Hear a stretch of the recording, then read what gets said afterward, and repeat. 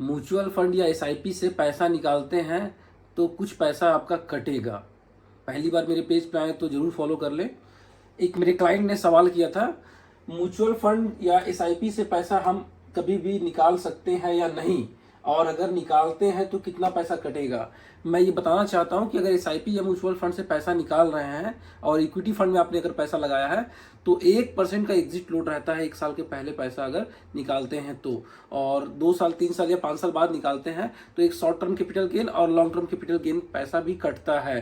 तो इसीलिए अगर पैसा निकालते हैं तो ध्यान से पहले देख लें। हाँ, पैसा फ्री है, आप कभी भी पैसा एसआईपी में जमा कर सकते हैं और कभी पैसा निकाल सकते हैं। एक फिक्स्ड अमाउंट जो आपका मंथली पैसा या क्वार्टरली पैसा कटेगा एक फिक्स्ड डेट पे और फिक्स्ड अमाउंट, और इसके अलावा अगर आप 5,000 10,000 या 50,000 जितना भी एडिशनल परचेज करना चाहें कर सकते हैं।